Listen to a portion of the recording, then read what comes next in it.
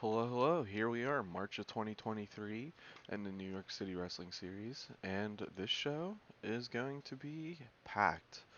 Um, Big news coming, or not even big news, is LA Stars. Their friendship is dissolved. Now, this isn't a negative relationship though, so with that, I don't have to cut one of them.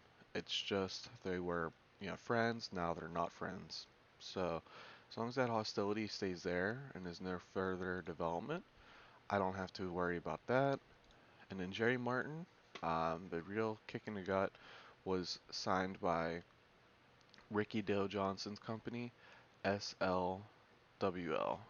Now, with Jerry Martin, and I just realized here his skills are showing, uh, pretty decent in hand. His selling isn't great, his microphone abilities are good, his psychology's good, but I was really excited to have a character that we would be able to do something with, but our rules are our rules, and I like the rules, so he's gone after this show. We start off the show hot with Mutant defeating LA Star number one with the Tina Turner. So Mutant, his rise is faster than what I planned, but this is now win 14, 15, something like that. We'll check later on. So he picks up another win there. We have Jonah Silver pick up a win over Zuria Savard, just to get them on the show, give them a chance to compete, and I mean it's decent. It is what it is. We have Father Cobra again trying to recruit Hawkeye Calhoun to join his family. With Hawkeye Calhoun, he's down bad, so maybe joining up Father Cobra and Repentance will do him good. We had Joy Ryder sticking up to Fuyoka Higa on behalf of Ruby Reese.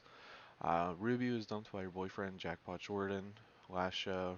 Fuyoka mocked her, and now Joy Ryder's sticking up for Ruby. So we're gonna do Joy versus Fuyoka later on. Now, in a massive upset, Diva Arnold pins Original Sinner with the Cannonball Senton. The Watchdogs are our new New York City Wrestling Tag Team Champions. Uh, with that, we have new tag champions. This is the first loss. Well, might not be the first loss for these two, but it damn sure is a major upset. I'm hoping we get Egon and Deaver over on us. Egon, whew, he is our long-term project, and by long-term I mean like super duper duper long-term. What this chemistry with him and Deaver saved his job.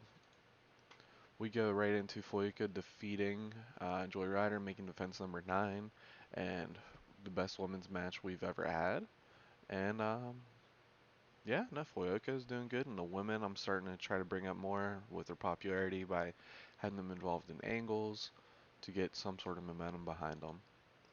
We have Honest Frank announcing that James Diaz is debuting our next show. We'll see Penfold tonight. It might even be the next match. Uh, and it actually is the next match with Penfold, Peridian defeating James Buzz, and Penfold, his, oof, having an 8 really isn't what I was expecting. Um, so we'll have to see what happens with that. We have Charlie Corner defeat Sergeant Bubba Lee West, if you recall. We had Sergeant Bubba Lee West kind of mock Militia for not doing anything, and he's like, I'm gonna take, you know, this in my own hands. And he like challenges anybody. Charlie Corner accepts, and 4C defeats Sergeant Bubba Lee West. We kind of saw Ayed Ali kind of warning anyone to get in his way that this is his last chance at success, and he's going to do everything he can do to be successful. But if anyone, such as Ryan McManus, gets in his way, he will take them out. We have Brutus Milano defeating Whitehorse Whitaker, and solid matchup with Brutus Milano getting the victory, just kind of still giving him a push, giving him a rub. And like I said, the boys from Yukon, I, I mean, this is a great rating for 41 for Whitehorse Whitaker. I think they're past saving, uh, but I don't know. We'll see if we pull something out of our ass. Kip Keenan defeats Jerry Martin in a decent matchup. Unfortunate that Jerry Martin has to go now because they rolled good chem, but Kip Keenan picks up another win over Jerry Martin this time, and hopefully, so it's starting to feel like I build somebody up, they get signed by another company, I let them go. So hopefully that doesn't happen with Kip Keenan, because losing Jerry Martin here, yeah, it's not game breaking, but it's just he was a nice hand to have. We have Primetime Jack Pride showing film, quote unquote, that Malkai Milk cheated. This is just an entertainment angle between two decent talkers to get them going, and Primetime Jack Pride whining over why he didn't win. And in our main event, we have Austin Smooth defeating Max Smaller, number 7, to make defense number 8 of our New York City Wrestling Empire title, and a pretty decent match. We increased our music to match the production values everywhere else. We're just making a lot of money because of Jack Bruce, the legend. Um, let's go ahead and give Mutant.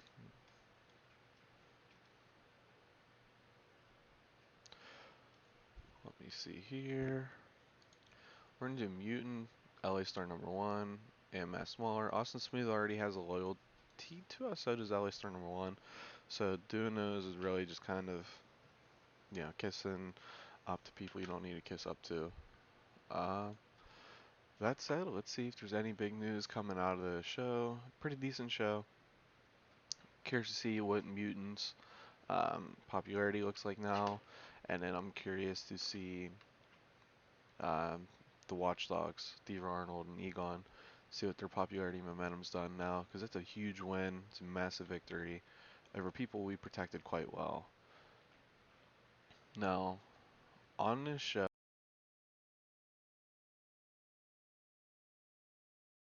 10-month-long program that is starting kind of due to that show. So we'll see here if you guys can guess who is the long-term angle that I'm talking about. So let's kind of just go through it. I did sign Zippy and Justice, so expect them to debut in the next show. Xavier, I didn't include him in the show, but it's fine. Alright, Matt Smaller's popularity, momentum, fine. Okay, Saeed Ali, Ryan McManus. So Primetime Jack Pride, his popularity is going up with his angles. His momentum isn't going down with the losses, so which is amazing because he hasn't yet to have a win. Let's see here. And if we go to New York City Wrestling, he is 0-8. And I mean, having an average of 40 with his skills is quite impressive. This is what just shocked me. For him to have that rating, I don't get it, but we'll figure it out or he'll be gone. So Original Center, his popularity wasn't hurt. Mutant, okay, pretty good, pretty good. Uh, just looking over here. Kip Keenan went up a decent amount of popularity, defeating Jerry Martin, who we're gonna cut here in a minute. Jerry Martin, again, he was a good addition to our company. Wish we could have kept him longer, cause I was not excited but curious to see how he turns out. So James Diaz, so you can see here he's gonna be entitled second generation. How Matt Moore, Hell's Bouncer did take like down 2 notches to losing. Father Cobra. Okay, so Egon's popularity went up not much, only like 5 in Tri-State. We don't care about Dominic, don't care really about Desert. Deaver still has cool momentum, but his popularity went up. Is it 7? Tri-State, no 5. Okay, I thought it was 29. So his popularity went up. So we're gonna have to kind of do something about that momentum. Okay, and Brutus is just hanging on tight. I honestly thought Brutus wasn't gonna make it past a year after he lost the Empire title to Sadamia. But he's hanging on, and he's one of our originals. So far, we have 1,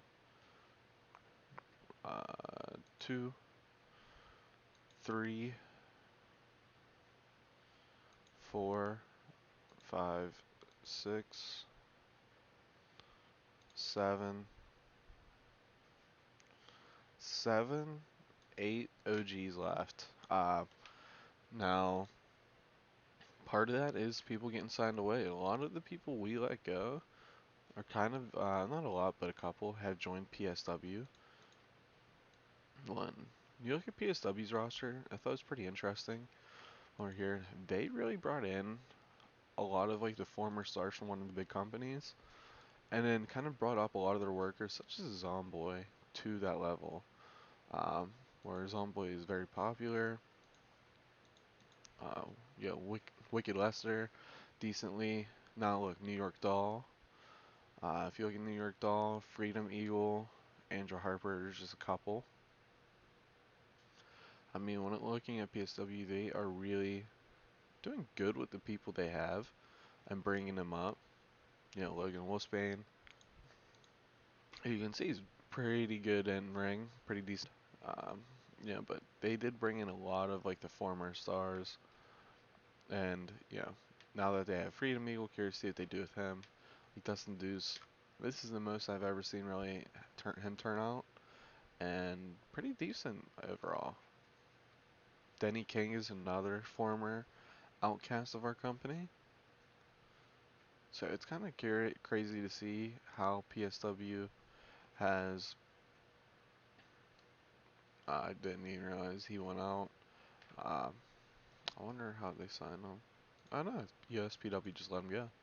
But it's curious to see how like PSW takes care of their own while protecting the stars of before. So that's just my little spiel on PSW. Let's see here for size one. Okay, so we went up popularity point. So it's going to take 2 shows to get up a full point, it feels like right now. Uh, so we are off by 13, 2 shows, 26 months, so about 2 years still. Uh, let's see, finances. So finances of broadcast and production, we went up to, that's 15K we went up. So to do an extra show is going to cost 10,000 in production, and we get about, let's see, 10,000 without Jack Bruce, so that's 20,000 in cost for another show, and it's about 40. We'll round up in ticket sales and broadcast revenue. We're not going to include merch, um, so we get about 20K profit per show. Pretty decent, but that's gonna be it. Uh, pretty big, yeah, pretty big.